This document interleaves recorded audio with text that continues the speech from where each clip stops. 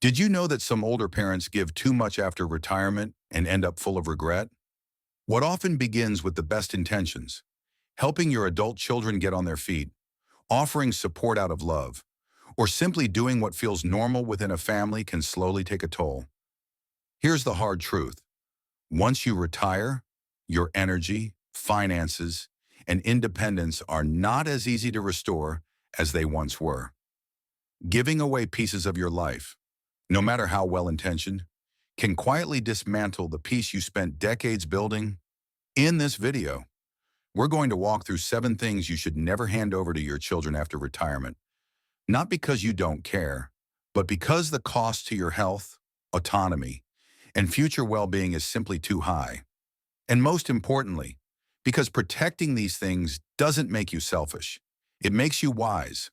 Stay with me until the end because these 7 things could be the difference between a retirement filled with quiet resentment and one filled with freedom, dignity, and lasting connection. If you've ever questioned where the boundary lies between offering support and losing yourself, this video is for you. Let's begin. As we dive deeper, remember that retirement marks a new chapter where your needs deserve priority.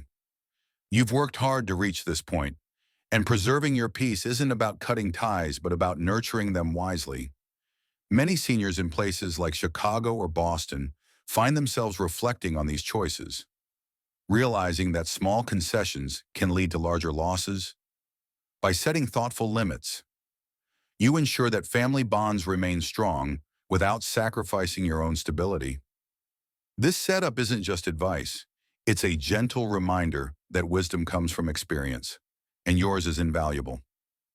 Now, let's explore these 7 key areas one by one, drawing from real stories of folks who've navigated these waters, transitioning smoothly.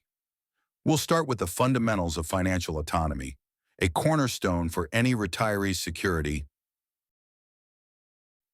Number 1, control over your financial decisions. One of the most critical and often overlooked things to protect in retirement is control over your money.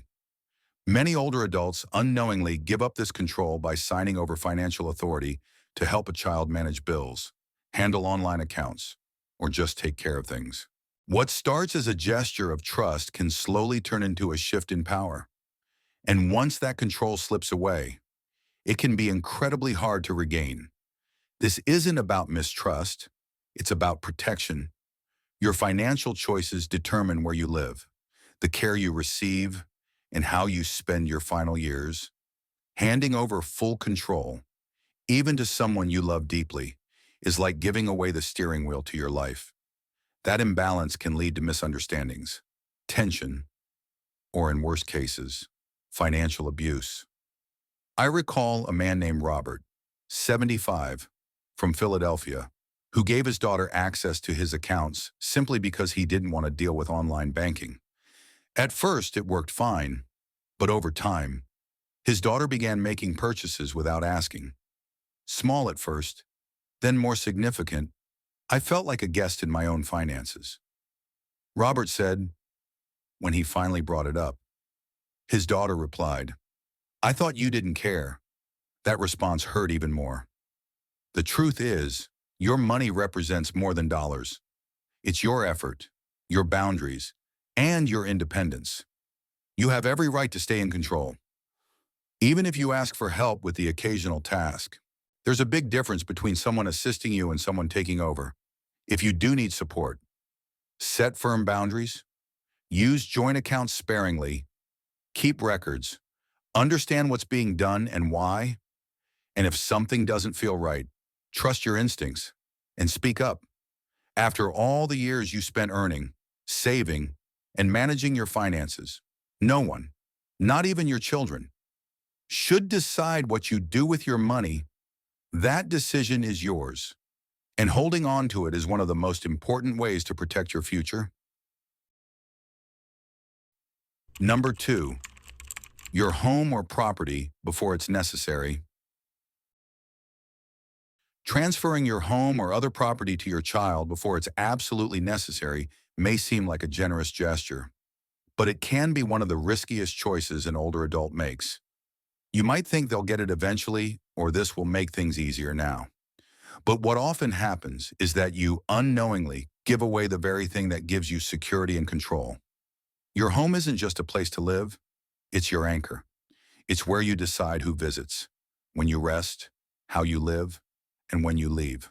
When you transfer legal ownership, whether to avoid taxes, simplify inheritance, or help your child financially, you may also surrender those rights, and depending on your state's laws, reclaiming them may be impossible. I once spoke with a woman named Margaret, 82, from San Francisco, who signed over her house to her son after retiring. He told her it would protect the home from future medical costs, but 2 years later, he went through a divorce and her house became entangled in a legal battle. It didn't even feel like mine anymore. She said, "I just wanted peace, and I lost my peace trying to do the right thing. Even when relationships are strong, life is unpredictable. Children can lose jobs, face financial trouble, or go through major life changes. And if your property is in their name, their problems can quickly become yours." Again, this isn't about mistrust. It's about planning ahead. Keep your name on the deed. Consult with a legal expert who specializes in elder law. Look into living trusts or shared agreements that allow for planning without giving up ownership. Don't feel pressured to hand over your home just because someone says it's time. You spent your life building a safe place for yourself. Keeping it in your name doesn't make you ungrateful or selfish. It makes you responsible for your safety, your stability, and the independence you've earned. If you found value in this video so far, comment number 2 below to let me know you're here. And if you haven't already, be sure to subscribe to our YouTube channel and hit the bell icon so you won't miss any future videos. Your support allows us to keep creating content that empowers and informs. Let's keep going. Number 3, unlimited access to your time and energy. After retirement, your time becomes one of your most precious resources, and yet many older parents find themselves giving it away without limits, offering rides, running errands, babysitting, or always being on call for their adult children. What starts as love and support slowly turns into obligation, and before long, your days no longer feel like your own. There's nothing wrong with helping. The problem is when that help becomes expected rather than appreciated. When your availability becomes assumed, when your rest and rhythm are regularly disrupted because saying no feels like a betrayal, that's when the balance shifts and resentment quietly moves in. I remember a woman named Evelyn, 78, from New York City, who loved her son dearly and wanted to help with the grandkids. But as the months passed, she was picking them up from school 4 days a week, missing her knitting group, skipping her own walks in Central Park, and falling asleep before supper out of pure exhaustion. "I retired to enjoy my life," she said, "not to relive the same schedule I had at 40. Your energy after 70 is different. It needs protecting. You deserve rest, space, and time to do the things that nourish you without guilt. And while your children may genuinely need help, that doesn't mean your time is a bottomless well. Clear boundaries are not a rejection of family. They're an act of self-respect. It's okay to say, I can help on Wednesdays, but I need the rest of the week for myself. It's okay to reschedule. It's okay to protect your mornings, your quiet afternoons, or your weekend plans. You are not selfish for guarding your time. You are wise for recognizing that you have just as much right to it as anyone else. Because the truth is, when you constantly give your energy away, there's less left for the things that bring you joy, peace, and purpose. And retirement isn't just about filling other people's needs. It's about finally having the freedom to honor your own. Number 4, the role of emotional counselor or fixer. One of the hardest patterns to break as a parent is the instinct to solve your children's emotional problems. Even when they're grown, you've spent a lifetime being their anchor, their listener, their shoulder to cry on. But in retirement, constantly absorbing their stress. Fear or disappointment can quietly wear you down. As you age, your emotional reserves become more precious, and when your adult children bring you every crisis, relationship troubles, work drama, financial panic, you may find yourself taking on weight that's no longer yours to carry. It's not that you don't care, it's that your nervous system wasn't built to be a 24/7 therapist. I once met a man named Thomas, 79, from Atlanta, whose daughter called almost daily to vent about her challenging job.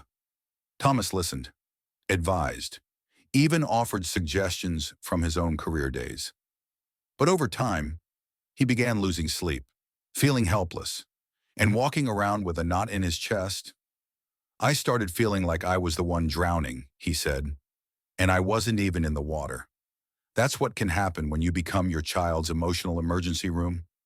You absorb every alarm, every fear, every frustration without having a place to put your own.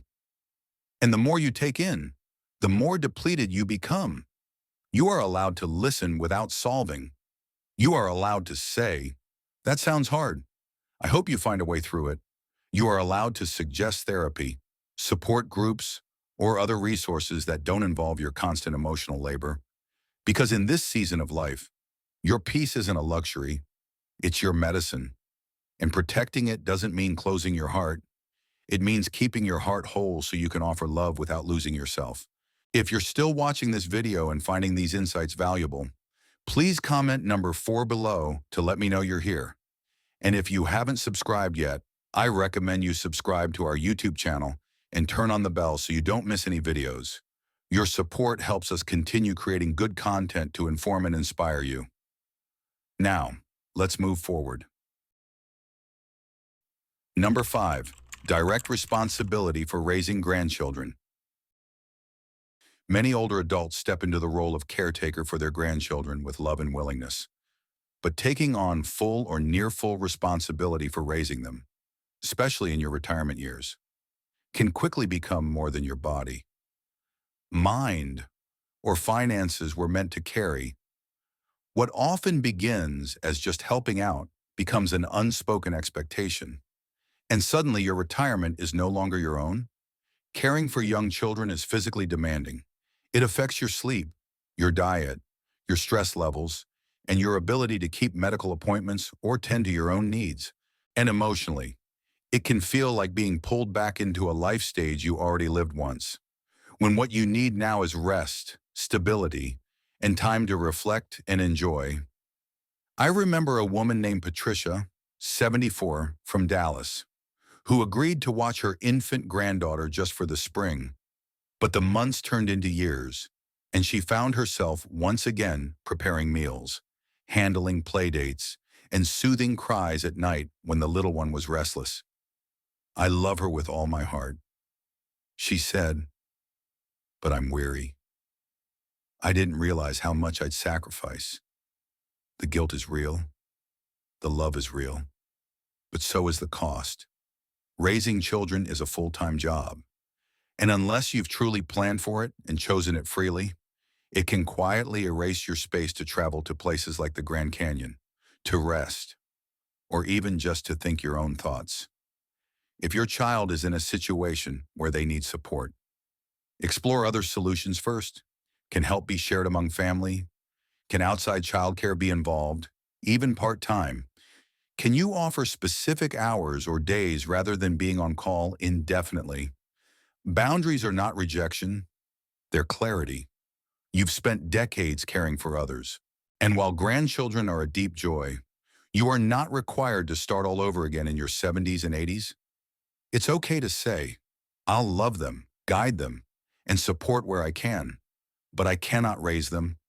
That truth may be hard, but it may also be the healthiest decision for everyone involved.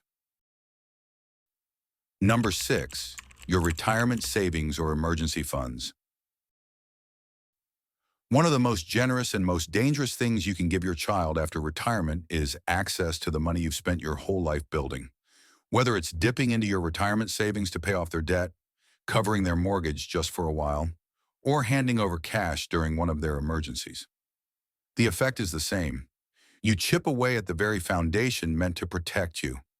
It's natural to want to help. It feels like love. It feels like support. But here's the part no one talks about. Once that money leaves your account, it rarely comes back.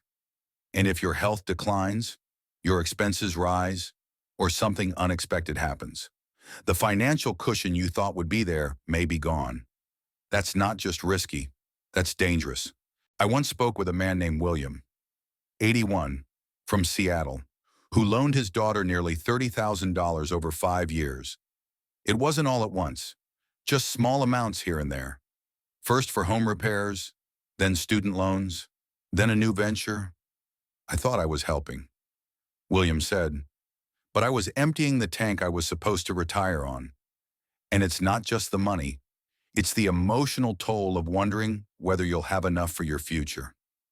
The silent anxiety that creeps in every time you visit the pharmacy, the doctor, or open a bill. That stress alone can affect your sleep, your mood, and your quality of life. You are not a bad parent for saying, I need to protect my savings. You are not being selfish by drawing a firm line between generosity and self-preservation. Your children can rebuild their finances, but you may not have the same time, energy, or health to rebuild yours. If you truly want to support them, set clear boundaries. Define how much you can give and stick to it. Offer guidance before offering money. Encourage them to consider loans, payment plans, or other support systems. And remember, protecting your financial independence isn't just about your own well-being. It's also about sparing your children from the burden of supporting you later, something many quietly worry about. If you're still with us and finding these insights meaningful, comment number 6 below to let me know you're here. And if you haven't subscribed yet, I encourage you to subscribe to our YouTube channel and turn on notifications so you don't miss future videos. Your support helps us keep producing thoughtful content designed to inform and empower. Let's move on. Number 7, decision-making power over your life plans. As you transition into retirement, your priorities shift. You deserve the space to make choices that reflect who you are now, not who others expect you to be. Yet, one of the quietest ways older adults lose control is by allowing their adult children to start making decisions for them instead of with them. This usually doesn't happen all at once. It often starts with well-meaning suggestions. Why don't you move closer to us? You really shouldn't be driving anymore. Maybe it's time to downsize. These ideas may be rooted in care, but when repeated without genuinely listening to your feelings, they can start to feel like commands rather than support. I recall a woman named Helen, 80, from Miami, who relocated to be near her son's family in Florida's warmer climate. On paper, it sounded ideal. Closer to grandkids, simpler lifestyle, more help. But within 6 months, she felt deeply out of place. It wasn't my neighborhood, my community center, my doctor, or my friends. She said, I thought I was choosing connection, but I lost my place. You don't need to fit someone else's vision of life to make your own valid. You are still in charge of your story. And while your children's concerns may come from love, that doesn't give them the right to dictate your choices, whether about where you live, how you spend your time, or what your next chapter looks like. This isn't to say you shouldn't consider their input. Listening is wise, especially when it comes to matters of health and safety. But ultimately, decisions like housing, care preferences, or independence should reflect your values. Retirement isn't the end of your authority. It's your opportunity to reclaim it, to make intentional choices that honor your present while preparing for the future. Because once you let someone else take the wheel, it becomes harder to steer your life back on course. So protect your right to decide. Speak with confidence, put plans in writing, ask questions, and never hesitate to say, I appreciate your concern, but I know what's best for me. That one sentence can safeguard not just your autonomy, but your dignity. Final thoughts. Retirement is a sacred, hard-earned chapter, deeply personal and meant to be lived on your own terms. Yet too often, out of love or obligation, older adults give away the very things that protect their peace: time, money, homes, and boundaries. And while that giving may come from the heart, the emotional and mental cost can be steep. If today's video helped you reflect, let this message stay with you. You can love your children without losing yourself. You can draw boundaries without feeling guilty, and you can absolutely protect what you've built. Not from fear, but from wisdom. These 7 points aren't about withholding support. They're about giving in ways that preserve your foundation. They're about designing a retirement where your needs matter, where your voice is heard, and where your later years are guided not by pressure, but by clarity, courage, and care. Take a moment to reflect which of these 7 areas feels most relevant to your life right now. Which one have you unknowingly given away? And which one are you ready to protect starting today? Perhaps it's reclaiming your time for a quiet hobby, or consulting a lawyer in your city like Los Angeles to secure your property. Whatever it is, remember that small steps lead to lasting peace. Thank you for being with us. We'd love to hear from you. Share in the comments one thing that stood out to you and how you plan to apply it in your life. Your feedback encourages us to keep creating meaningful content for you. If you found this video helpful, please like, subscribe to our YouTube channel, and share it with a friend who might need this wisdom. Your support means the world to us. Thank you for watching.